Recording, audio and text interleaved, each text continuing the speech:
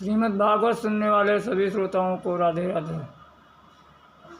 पिछले पार्ट में हम सब ने सुना कि भगवान जब मथुरा पहुंच गए तो नंद बाबा आदि ने मथुरा के किनारे ही सभी अपने टेंट लगा दिए और वहीं पे विश्राम करने लगे। और भगवान कृष्ण और बलराम तथा उनके साथ जो ब्रजवासी थे उनको लेकर बाबा से कहने लगे कि मैं अभी थोड़ा बहुत मथुरा घूम के आता हूँ, महाराज कंस की नगरी है, इसको मैं थोड़ा देख के आता हूँ। ऐसा कहकर भगवान चल दिए। और इधर जब मथुरा वासियों ने सुना कि वही अद्भुत बालक दोनों कृष्ण और बलराम मथुरा आए हैं, तो चारों तरफ एक दूसरे से कहने लगे कि अरे वो पूतना को मारवे वालों आए गो, वो गोवर्धन उठाए वालों आए गो। इस प्रकार एक दूसरे से कहने लगे और सभी अपना अपना सब कुछ काम काज छोड़कर उन प्रभु के दर्शन करने के लिए सभी दौड़ पड़े। धाये धाम काम सब त्यागे, धाये धाम काम सब त्यागे, मनहु रंक निध लूटन लागे, धाये धाम काम सब त्यागे। इस प्रकार प्रभु का रूप सौंदर्य देखने के लिए मथुरा की सुंदरियाँ जो घर से नीचे नहीं आ सकती हैं, वो छत पर और खिड़कियों से झांक रही हैं और एक दूसरे को बता रही हैं कि वो देखो दोनों भैया जा रहे हैं। और एक दूसरे से दूसरी अन्य पूछती हैं कि अरे वो सांवरा वाला जो वो है वो इधर गया क्या? तो दूसरी कहती है अभी भी तूने देखा नहीं है, वो इधर से ही गया है। और जब वो बातें करती हैं तो प्रभु जब जिसकी तरफ देख देते हैं तो वो आनंद के समुद्र में डूब जाती है। और दूसरी सखी से कहती है कि सखी देख देख, वो तो मेरी तरफ देख रहे थे। तो दूसरी सखी कहती है कि अरे तेरी तरफ तो देख ही रहे थे, मेरी तरफ तो देख के मुस्कुरा भी रहे थे। इस प्रकार मथुरा की सुंदरियाँ बातें कर रही हैं और झरोखों से भगवान के ऊपर फूलों की वर्षा कर रही हैं। जब भगवान के ऊपर फूलों की वर्षा कर रही थी तो सभी गोप ग्वाल कहने लगे कि भाई कन्हैया, तेरे ऊपर बहुत फूल बरसाए जा रहे हैं, तेरी कौन सी रिश्तेदारी है? तब कन्हैया कहते हैं कि अरे ब्रजवासियों, तुमको ना पता, ये जो यहाँ के महाराज हैं वो हमारे मामा हैं, इसके लिए हमारे स्वागत में सब लोग फूल बरसा रहे हैं। तो ब्रजवासी कहते हैं कि कन्हैया, तूने मुँह को ना बताई कि तेरे कंस मामा ने, तो हम भी बढ़िया वाली बकरबंदी पहन के आते। तो भगवान कहते हैं कि ब्रजवासियों चिंता ना करो, अभी हम तुम्हारे लिए कपड़ों की व्यवस्था करते हैं। ऐसा कहकर भगवान जो ही आगे चलते हैं तो सामने से कंस का धोबी आता हुआ भगवान को दिखता है और वो चांदी की छड़ी लिए हुए अकड़ में चला आ रहा था। क्योंकि जो अफसर होता है, अफसर से ज़्यादा गर्मी उसके यहाँ जो चपरासी होता है उसमें होती है। तो ये महाराज कंस के यहाँ का प्रमुख धोबी था, इसके लिए इसके अंदर बहुत ही अकड़ थी। और जब भगवान के पास आया तो भगवान ने कहा कि मामा जी नमस्ते। तो भगवान ने कहा मामा जी राम राम। वो जो कंस का धोबी था उसने भगवान की तरफ देखते हुए कहा कि भाई ये तुम मामा किसको बोल रहा है, जान न पहचान मैं तेरा मेहमान, ऐसे ही मामू बनाया जा रहा है। तब कन्हैया ने कहा कि देखो ये जो यहाँ के महाराज हैं वो हमारे मामा हैं, तो जब मामा के गांव में आओ तो सबरे मामा, और ये हमारे बड़े भैया बलदाऊ हैं, और ये जो साथ में हमें गोपग्वाल हैं ये सब हमारे सखा हैं। तो इस प्रकार भगवान ने जब परिचय दिया तो जो कंस का धोबी था उसने कहा अच्छा ये बात है, तो तुम ही कृष्ण हो, जाओ जाओ महाराज ने बहुत तुम्हारे लिए स्वागत की व्यवस्था किया है। भगवान बोले मैं इसीलिए तो आया हूँ अपने मामा जी से मिलने। लेकिन धोबी एक काम करो, तुम हमको थोड़े से वस्त्र दे दो हमारे ब्रजवासियों के लिए, वो पहन लेंगे, उनके पास वस्त्र नहीं थे, इसके लिए मैं तुमसे मांग रहा हूँ। जो ही भगवान ने धोबी से कहा तो धोबी बहुत ही गुस्से में लाल हो गया, क्रोधित हो गया और कहने लगा ईदृशान युवा सांसी नित्यम गिरिवनेचरा। अरे जंगली, तुम लोग ऐसे ये कपड़े महाराज के हैं क्या? तुम लोग जंगल में भी ऐसे ही कपड़े पहनते हो? ग्वाले कहीं के, गाय चराने वाले, और कहाँ महाराज के कपड़े, कहाँ तुम सब लोग ग्वाले। तो भगवान को जब इस प्रकार कंस के धोबी ने कहा तो भगवान को थोड़ा सा क्रोध आया। उन्होंने अपने बाएं हाथ से एक घुमा के ऐसा एक थप्पड़ मारा कि उस जो धोबी की गर्दन थी वो कटकर अलग गिर गई। रजकस्य करागेण सिरा कायादपातयत। इसने इतनी तेज से थप्पड़ मारा कि उसकी जो सिर था वो काया से अलग होकर धड़ाम से गिरा। अब जो हाल देखा तो जितने साथ में धोबी चल रहे थे वो सभी अपनी अपनी पुटुकिया छोड़कर भाग गए। भगवान ने कहा ब्रजवासियों छांटो बिनो। अब तो ब्रजवासियों ने कपड़े उठाए और एक एक दो दो कपड़े लिए और पहनने लगे। लेकिन कपड़े कहाँ महाराज कंस के और कहाँ ये छोटे छोटे ब्रजवासी। तो सभी कपड़े ब्रजवासियों के ढीले ढाले आ रहे थे। और तब ब्रजवासियों ने कहा कन्हैया इसमें तो और ज़्यादा बुरे भिखमंगे लग रहे हैं। तो भगवान ने कहा थोड़े बड़े हैं तो थोड़ा ऊपर कस के ऊपर चढ़ा लो थोड़ा। तो महाराज जो ही कपड़े उठाए सबने थोड़ा थोड़ा ऊपर, तो ऐसे लगे कि जैसे हैंगर में टांग दिए गए हों। तब और महाराज चले तो पूरी रोड का झाड़ू लगाते हुए चलें।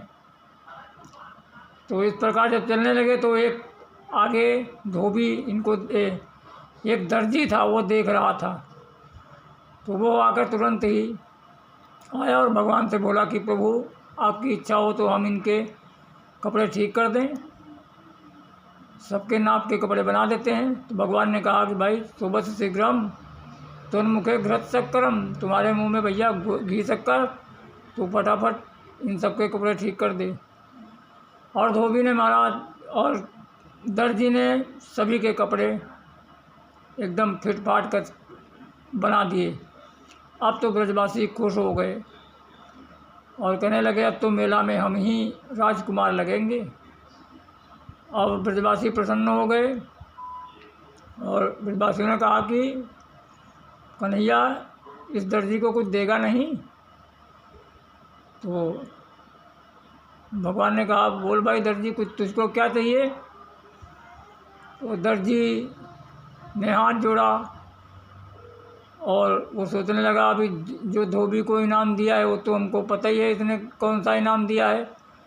तो दर्जी ने कहा महाराज आपकी कृपा बनी रहे, बस इतनी ही, हमारे ऊपर आप कृपा बनाए रखें। तो भगवान ने धोबी को खूब आशीर्वाद दिया, दर्जी को खूब आशीर्वाद दिया। भगवान ने कहा कि खूब फलो फूलो, खूब व्यापार बढ़े। तो महाराज देख ही रहे हो, आज जितने का कपड़ा उससे ज़्यादा सिलाई, दर्जी खूब फल फूल रहे हैं। ये भगवान का आशीर्वाद है दर्जियों को।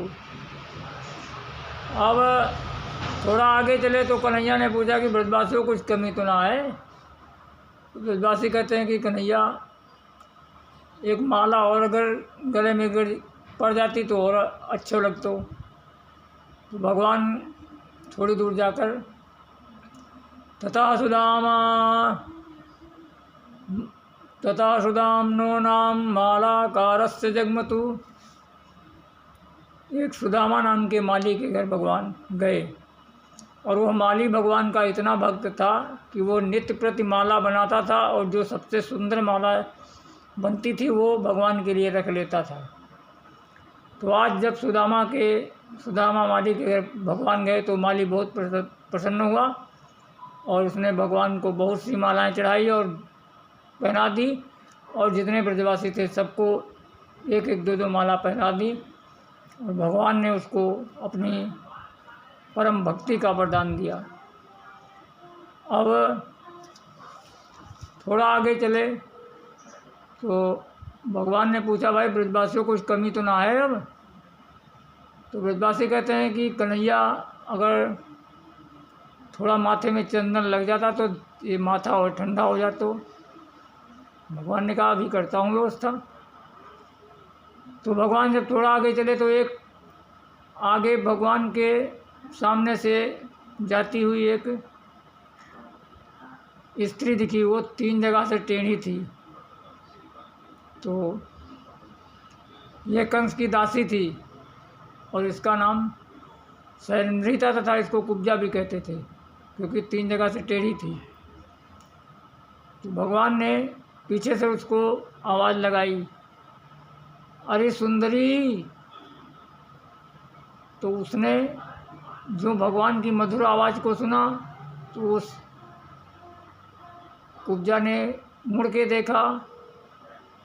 तो उसने सोचा कि आज तक मैं जब घर से निकलती थी तो सभी मुझको कुबड़ी कुबड़ी कह के बुलाते थे, लेकिन ये सुंदरी कौन कह रहा है। तो जो ही भगवान को मुड़ के देखा तो भगवान के रूप सौंदर्य में वो इतना मुग्ध हो गई कि वो तुरंत ही भगवान के पास दौड़ती हुई चली आई। तो भगवान ने उससे कहा कि देवी जी, तुम्हारा परिचय क्या है? तब वो कहती है कि दास्यास्महं सुंदर कंस सम्मत तिवक्रनामायनुलेपकर्मणि मदभावितं भोजपतेरतिप्रियं विना युवां को न्यतमस्तदर्हति विना युवां को न्यतमस्तदर्हति। वो सैरंध्री भगवान को परिचय देती है कि भगवान प्रभु, मैं कंस की दासी हूँ और मेरा नाम सैरंध्री है,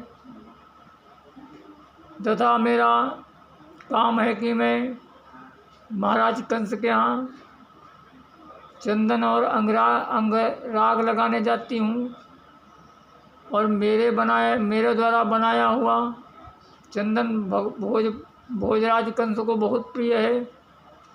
मदभावितं भोजपतेरति प्रियम, महाराज मेरे द्वारा चंदन बनाया हुए बहुत पसंद करते हैं, लेकिन बिना युवाम को नतमस्तदर्हति। लेकिन तुम दोनों को आज देख के मुझको ऐसा लगता है कि इस चंदन को लगाने के लिए तुम दोनों के जैसा सुंदर और दूसरा कोई इस संसार में है ही नहीं। भगवान ने कहा कि सुंदरी, रोज तो तुम मामा के यहाँ जाती हो लगाने, आज हमारे भी लगा दो। तो कुब्जा ने कहा कि प्रभु, तुमने हमारे मन की बात छीन ली, और उसने तुरंत ही भगवान को चंदन लगाया, और जितने भी ब्रजवासी थे सबको उसने चंदन लगाया, और सब ब्रजवासी प्रसन्न हो गए। सब ब्रजवासी प्रसन्न हो गए तो ब्रजवासी कन्हैया से कहने लगे कि कन्हैया, तूने इसका सारा चंदन तो ख़त्म कर दिया और इसको कुछ देगा नहीं, या ऐसे ही फ्री के चंदन घिस मेरे नंदन, सब चंदन सगरो चंदन इसका ख़त्म कर दियो। तो भगवान कहे अच्छा। तो भगवान ने क्या किया कि तुरंत अपने चरण कमल के अंगूठे से उसका एक अंगूठा दबाया पैर का, और एक हाथ भगवान ने ठोड़ी में लगाया तथा दूसरा हाथ उसके कमर में लगाया। अब जो ही इस प्रकार किया तो बलराम जी कहने लगे कि भाई कन्हैया, ये अपना वृंदावन ना है, ये तो महाराज कंस की नगरी है, जो भी करियो सोच समझ के करियो। और दाऊ भैया ने तुरंत ही अपना मुंह घुमा लिया। और अब जो ब्रजवासी थे उन्होंने कहा कि अरे कन्हैया, ये तू क्या कर रहा है। ब्रजवासी कहने लगे कि भैया कुछ भी हो, तू भी 3 जगहों से टेढ़ा और ये भी 3 जगह से टेढ़ी, तो दोनों टेढ़ा टेढ़ी की बन गई जोड़ी। और खूब ठहाका मार के सभी हंसने लगे। और उधर ब्रजवासी हंस ही रहे थे कि इधर भगवान ने क्या किया, तुरंत उस कुब्जा के थोड़ी में एक झटका मार के और उसको मुकुंद संस्पर्शनाथ सद्यो बहु प्रमदोत्तमात्, भगवान का जो ही उसके कुबड़ों पर स्पर्श हुआ त्यों ही उसके तीनों कुबड़े गायब हो गए और वो एकदम सुंदर युवती के रूप में परिणित हो गई। और वह छम छम कर नाचने लगी और भगवान को पीताम्बर पकड़ के भगवान का कहने लगी कि प्रभु आप हमारे घर पधारें। लेकिन भगवान ने कहा कि नहीं सुंदरी, पहले मैं अपने मामा के यहाँ जाऊँगा, बाद में तुम्हारे यहाँ आऊँगा। ऐसा कहकर भगवान कुब्जा पर कृपा किया। और अब आगे भगवान रंगशाला में गए कंस की। तो रंगशाला में एक विशाल धनुष रखा था। तो वो धनुष को देख के कन्हैया बलदाऊ भैया से कहने लगे भैया उठा लूँ इसको। तो जो धनुष की रखवाली में सैनिक खड़े थे वो सभी हंसने लगे, बोले अरे देखो ये छोटे छोटे बालक कल के और कह रहे हैं कि धनुष को उठा लूँ, यहाँ कितने वीर लगते हैं तो इसको थोड़ा इधर उधर हिलाया जाता है। तब जो उन्होंने भगवान को इस तरह सुनाया तो भगवान ने क्या किया, करेण वामेन सलीलमुद्धृतं सज्जं च कृत्वा निमिषेण पश्यत। भगवान ने अपने बाएं हाथ से धनुष को उठाया और सज्जं च कृत्वा, और उस पर डोरी जो ही उसकी उस पर डोरी चढ़ाया तो धनुष एक निमिष भी नहीं लगा और किसी ने देखा भी नहीं, और जो धनुष था वो 2 खंडों में टूट गया। करेण वामेन सलीलमुद्धृतं सज्जं च कृत्वा निमिषेण पश्यत नरां विकृष्णा प्रभभंज मध्यतो। भगवान ने उसके 2 टुकड़े कर दिए बीच से। यथेच्छुदंडम मदकर्य रुक्रमा, किस प्रकार, जिस प्रकार एक हाथी का बच्चा ऊँख के जो ईंख होती है ईंख के टुकड़े टुकड़े कर देता है, उसी प्रकार भगवान ने अपने बाएं हाथ से ही धनुष को तोड़ दिया। अब जो ही धनुष टूटा तो वहाँ पे सैनिकों में हाहाकार मच गया और उन्होंने जाकर कंस को बताया। और धनुष का इतना शब्द भयंकर था कि कंस का सिंहासन हिल गया और वो गिरते गिरते बचा। तथा सैनिकों ने दौड़ के बताया कि महाराज गजब हो गया। बोला क्या हुआ? बोला तुम्हारे भांजों ने धनुष तोड़ दिया, कृष्ण ने। अब तो कंस घबराया, सोचा कि अब तो लगता मेरी भी गारंटी ख़त्म, क्योंकि ये धनुष कंस को परशुराम जी ने दिया था और कहा था कि ये धनुष को कोई तोड़ नहीं सकता है, और जो इस धनुष को तोड़ देगा वो तुमको छोड़ नहीं सकता है। तो कंस अब घबराने लगा और इधर अब शाम का समय हो गया तो भगवान वापस अपने शिविर में आ गए। और उधर कंस को रात में जहाँ जब शाम को खाना खाने बैठा तो अगर दाल में जीरा भी पड़ता है तो उसको काला काला मुरली वाला ही नज़र आता है। और वो भयाक्रांत हो गया और उसने स्वप्न में क्या देखा कि स्वप्ने प्रेत परिसंगा खरयानम विषादनम।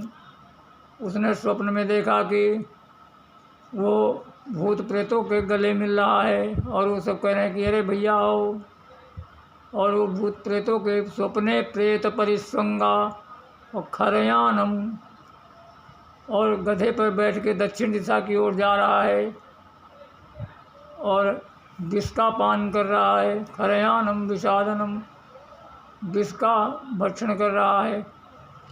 ये सब मृत्यु सूचक सब स्वप्न होते हैं।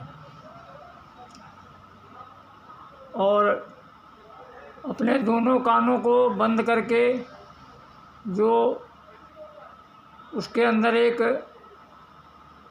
शब्द सुनाता है ओम का, वो सुनना चाहिए और उसको ब्रह्मनाद कहते हैं।